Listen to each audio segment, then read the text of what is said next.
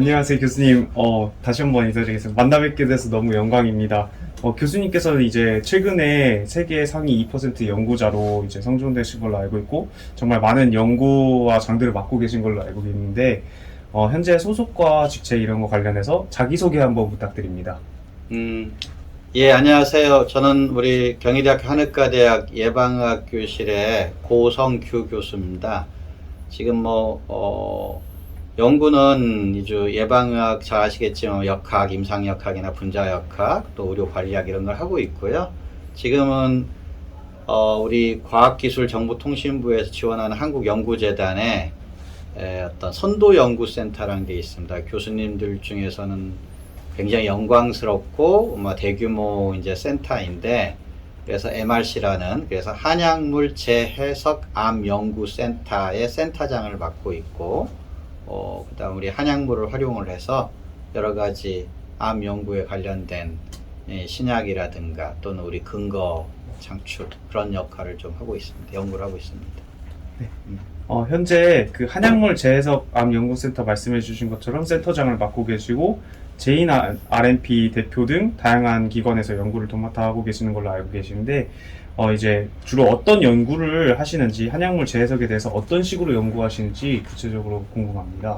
예, 이 한약물 재해석 암 연구센터는 굉장히 모든 선도 연구센터 그랬지만 특히 굉장히 한의학적인 색깔을 많이 가지고 있어요. 기존에 이제 우리 경희대든 다른 한의과 대학에서 하는 것들도 많이 그렇지만, 이 기존에 우리 한의계에서 임상적으로 많이 쓰이고 있는 한약 또는 한약 처방 이런 것들이 암 환자들이 굉장히 많이 쓰고 있거든요. 그래서 특히 진행성 암 환자의 한 7~80% 분들은 저희가 모 병원 전체를 쭉 검사 1년간 후향적인 1000 몇백 케이스 데이터를 쭉 보고, 그 다음에 어떤 암 환자가 어떤 항암제와 또 우리 어떤 한약물을 치료를 받고 어떻게 회복이 되고 또 관리가 되고 하는 것들 쭉 조사해 보면, 그 다음 여러 가지 다른 설문조사도 마찬가지고 굉장히 많은 분들이 한방 치료를 받고 계시거든요.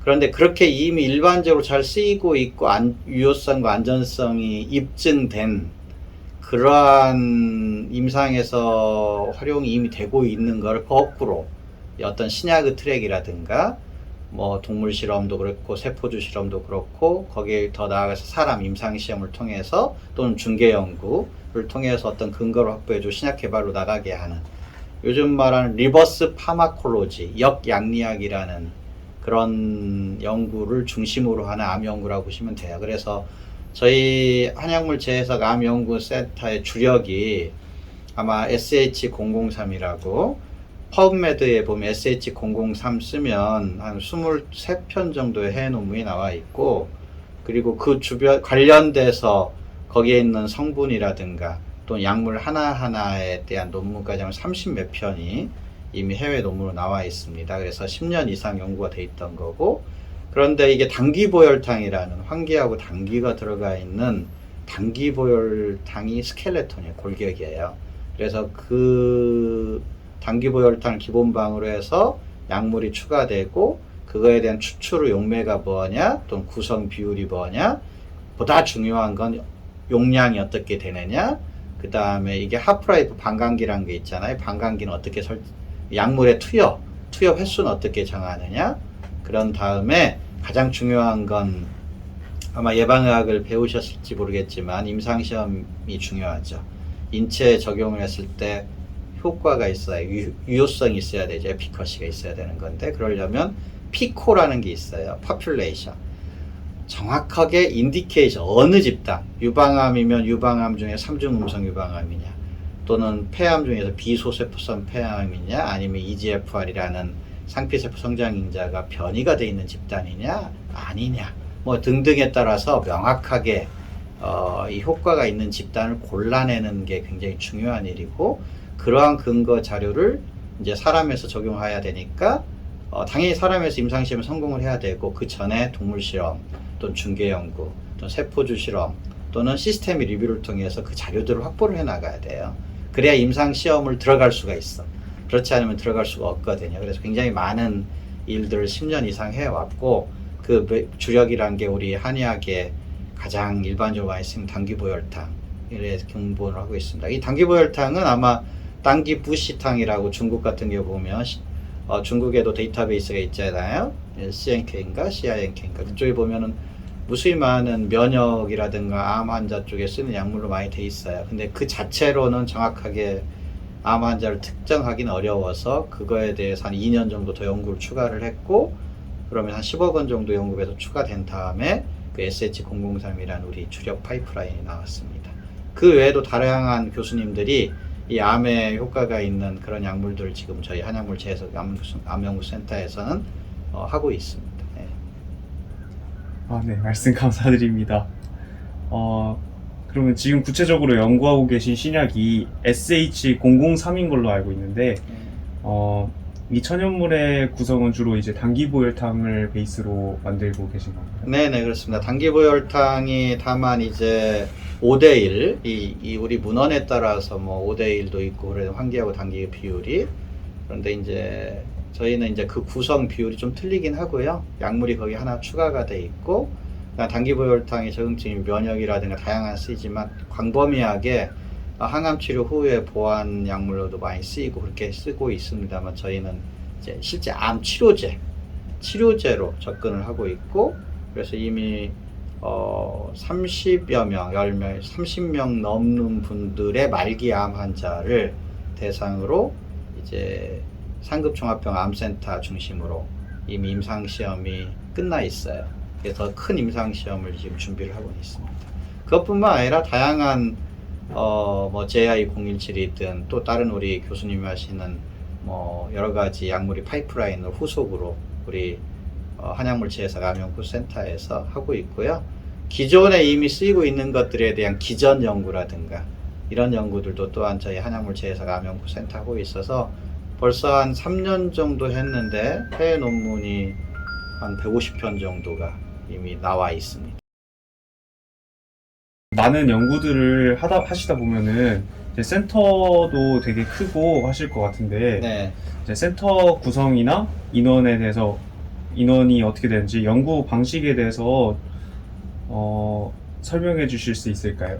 예, 저희 한약물 제해석 암연구센터는 선도연구센터를 지정을 할 때, 이 경희대학교 한의과대학을 대학에 이렇게 지원을 하는 거예요. 그래서 경희대학교 한의과대학 교수님이 70% 이상 70% 들어가야 되고, 나머지 30% 정도는 병원에 계신 임상 교수님, 그리고 의학 계열이 같이 들어갈 수 있어요. 한의대, 의대, 뭐 치대, 약대까지 다 이렇게 들어갈 수 있어서, 저희는 우리 한의대 기초한의학 하시는 교수님 중심으로 있고, 이 병원에, 경희의료원에 우리 한방병원 교수님 또는 양방병원 교수님, 그 다음 강동 경희대 이렇게 구성원들도 있고 우리 이과대학에 화학과 교수님도 들어와 있어서 약물의 어떤 성분에 우리 뭐 예를 당귀보혈탕에서 뭐 하더라도 그 중에서 또 굉장히 핵심적인 성분이 있을 거 아닙니까? 그럼 그 성분에 대해서 신약을 개발한 새롭게 신세틱 탁솔이라고 들어보셨을 텐데 그 탁솔 같은 경우도 이 천연물에 나온 걸 반합성 형태로 신약 형태로 넘어가는 거거든요. 그래서 그런 것도 일부는 같이 하고 있습니다. 그래서 12분이 지금 저희 핵심 연구원으로 선도연구센터 12명의 교수님이 들어와 계십니다. 그래서 그룹은 3개로 나눠져 있어요. 1그룹, 2그룹, 3그룹. 예. 기초 교수님만 계시는 줄 알았는데 병원하고 네. 이제 그 이과대학 쪽도 예. 의대랑 이게 공동 협력 연구니까 규모가 커요. 그래서 일반적으로 교수님들 개인으로 할 수 있는 연구비보다 많이 주고 결국은 개인으로 하는 것보다는 같이 해서 이제 지향적 다양한 분야의 전문가 들어와 있으니까 훨씬 더 시너지 효과가 좋게 만들기 위한 선도적인 연구를 하라라는 그런 의미로 협력 연구, 공동 연구를 굉장히 권장하고 있는 그런 선도 연구센터 과제라고 생각하시면 됩니다. 교수님께서는 이제 거의 일평생을 이제 한약물과 암이라는 비교적 한의학계에서는 좀 비교적 생소한 주제로 연구하셨는데 이에 대한 이유가 있으실까요? 예, 뭐 보통 많은 분들이 우리 한의대가 중풍이라든가 뇌혈관 질환, 심혈관 질환 쪽에서 신경 뉴로사이언스 쪽에 연구를 많이 하세요. 그리고 굉장히 강점을 갖고 있고 우리 경희 한의대 기초학 교수님들 또 병원도 마찬가지고 많은 분들이 굉장히 우수한 아까 HCR 상위 2%로 하시잖아요. 그분에 많은 분들이 들어가 있고 저도 그 중에 하나지만 근데 암 연구는 굉장히 한의계가 취약한 분야 중에 하나입니다. 실제 광범위하게 한의학에 대한 접근을 암 환자분은 하고 있는데 이 신경 뉴로사이언스에 비해서 훨씬 더 근거가 취약하고 데이터를 많이 못 만들어내는데 왜 그러냐면 암 환자가 생명이 걸려 있잖아요. 자기가 암이 걸렸을 때 기회가 또 오지 않는다는 생각을 치료 기회가 오지 않는다는 생각을 하다 보니 당장 한의학적인 접근보다는 뭐 수술이라든가 항암치료라든가 면역치료라든가 이런 1차적으로 이제 근거가 굉장히 강한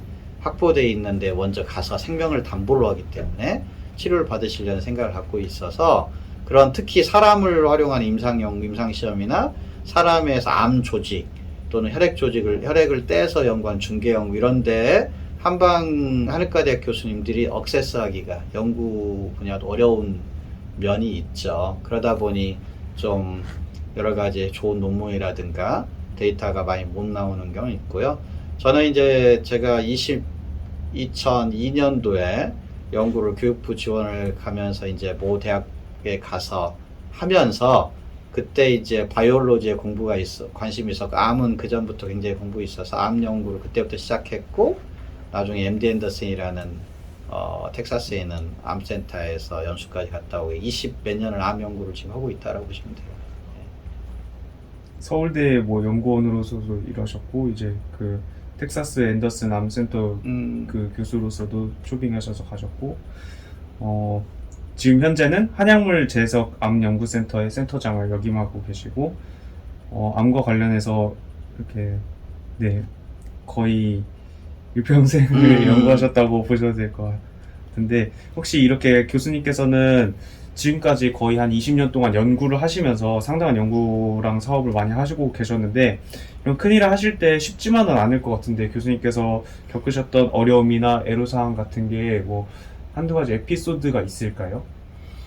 예, 뭐 에피소드라기보다 제가 하는 연구가 거의 다 처음이에요. 제가 원래 우리 경희대학교에 오기 전에 경희대학교 졸업하고 우리 모교 졸업하고 한방병원에서 인턴 레이던트를 내과 쪽을 했고 그래서 임상 강사를 하다가 원주에 있는 상지대학교에 전임 교수로 갔어요. 그래서 가서 연구를 하다 보니 일단 암 연구를 하게 일단 그 당시 가장 인기 있었던 게 뭐 임상 시험이 막 태동하기 시작할 때입니다. 그래서 임상 시험에 굉장히 그런 과정 중에 통계를 공부를 하게 되고 통계를 공부하면서 역학, 에피데미올로지 어떤 역학을 이끌면서 분자 역학, 임상 역학에 임상시험 디자인에 관심을 가지게 되고 데이터베이스의 후향적인 연구에 관심을 갖고 해서 상지대에 있을 때 전국에 있는 이내과 교수님들, 심장순환내과 교수님들 모아서 코호트라는 것도 구출했어요.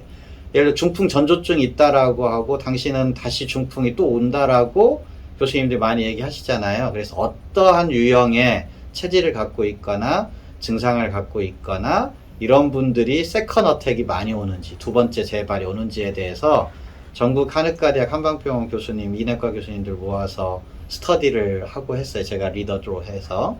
그러면서 이제 임상시험을 좀 체계적으로 공부해봐야겠다 해서 그 당시 서울대병원의 임상시험센터 갓 오픈을 했을 때입니다. 그래서 다행히 그런데 지방대학에서 이 국내 연수를 잘 안 보내줘요.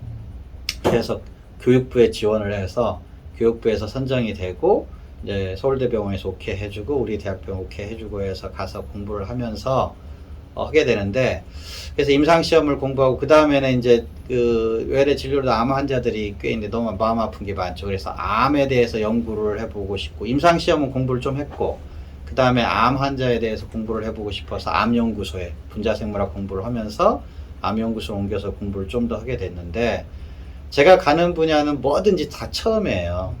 이 서울대병원에 교환교수로 간 것도 그렇고 암연구소 암연구한다고 달라드는 것도 그렇고 교육부 지원받은 것도 그렇고 MD 앤더슨 암센터에 주로 뭐 MD 앤더슨 암센터가 텍사스 휴스턴에 있는데 한 회사 중으로는 제 1호로 갔거든요. 그래서 거기도 처음 간 거고 뭐 다양한 뭐 할리먼 된 것도 그렇고 등등 뭐든지 처음을 하다 보니 굉장히 많은 주목은 좀 받습니다. 그래서 그 당시에 서울대병원에 보면 우리 한의대 학생들도 교수님이랑 네트워크 있잖아요. 뭐 거기에 카페처럼 그 서울대학교 의과대학에 대한 모든 구성원들이 하는 거기서 인터뷰를 2번이나 했어요. 한의사로서.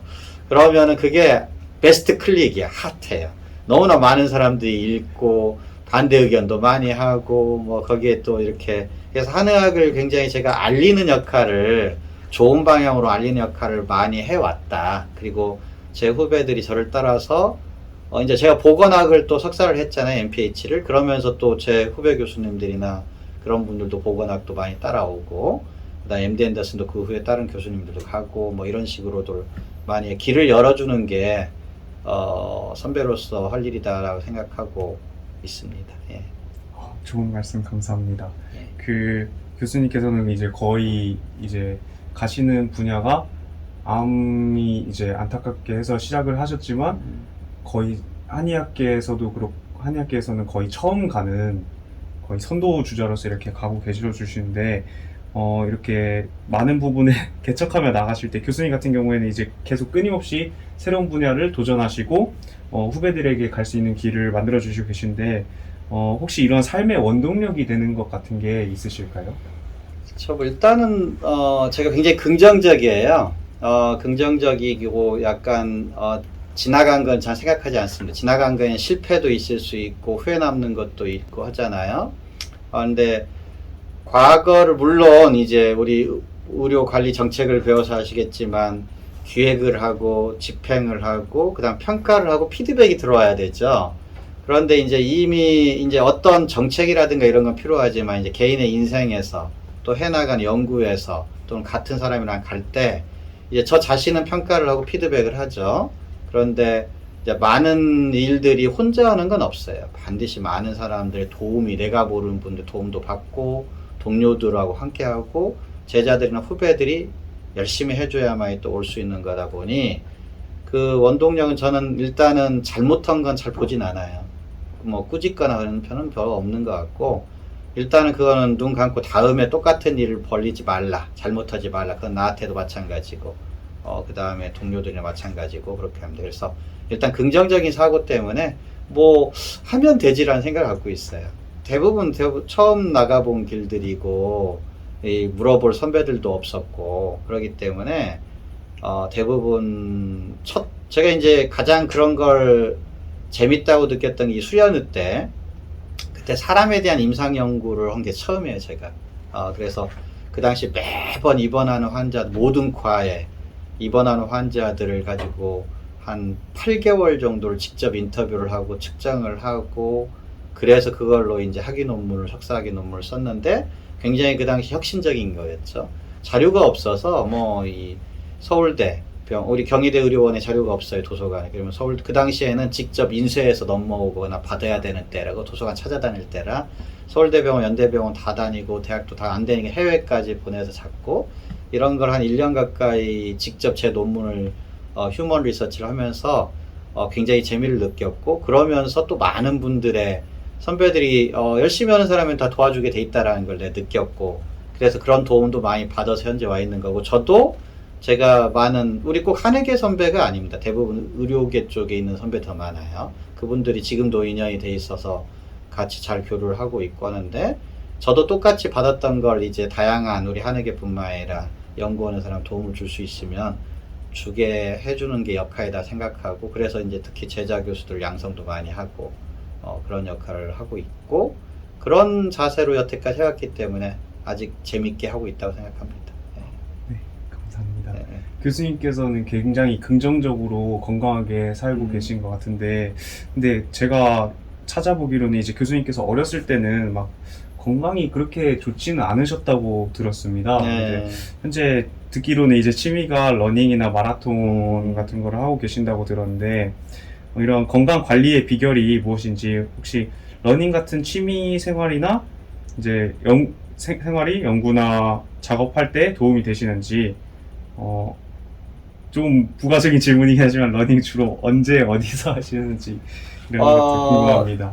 모든 일에 대해서 체력은 굉장히 최고 중요한 것 같아요. 제가 굉장히 몸이 안 좋아서 저는 이제 대학교 거의 졸업반 때서 이제 몸을 좀 이제 건강을 어떻게 보면 찾은 그런 사람 중에 하나라 이 체력이 없이는 어렵다라는 걸 굉장히 절실하게 느꼈던 사람이죠. 그런데 예, 그런 과정 중에 이제 원주에 상지대학교에 있을 때는 어차피 날마다 출퇴근을 못 하니까 주로 일주일에 두세 번 있으면서 반드시 운동장을 좀 뛰었어요.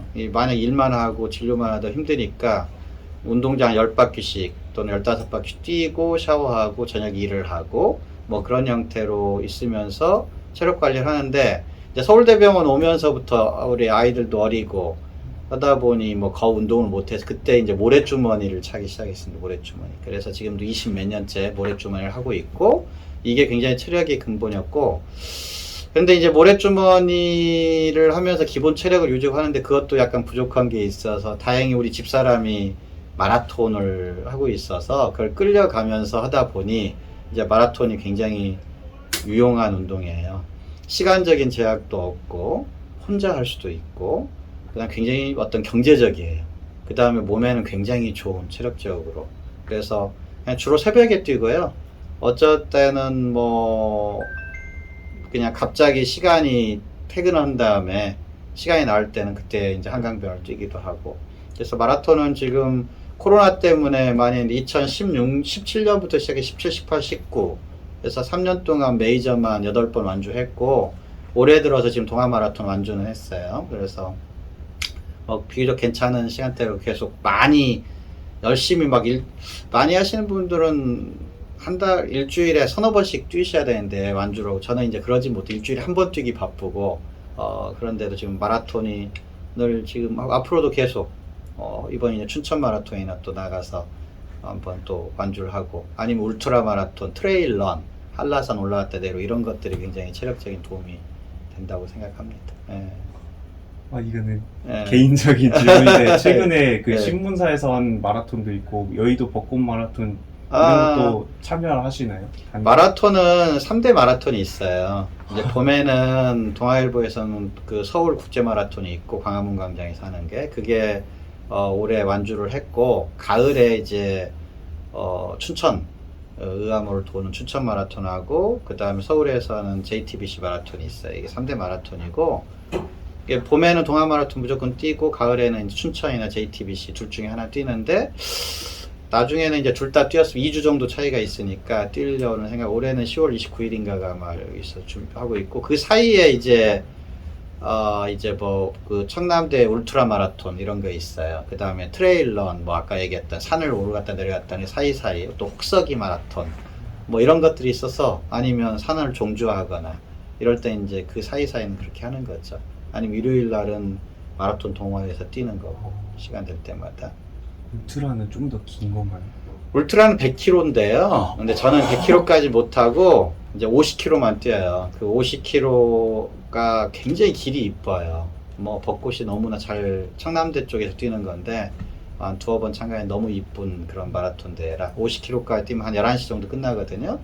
딱 뛰고 이제 철수하면 되죠. 100km는 다음날 아침에 들어오는 거라 다 완주를 하려면 거기까지는 아직은 하고 싶다는 생각이 아직은 안 들어서 너무 무리가 될 수 있을 것 같기도 하고 그래서 지금 50km만 이제 울트라 마라톤 뛰고 있고. 이런 긍정적인 교수님을 대표할 수 있는 단어 3가지 정도 고르신다면 아니면 좌우명이나 긍정적인 저는 좀 좌우명이 있어요. 뭐 제가 뭐 많은 적은 없을 것 같지만 일체유심조라는 말을 좋아해요.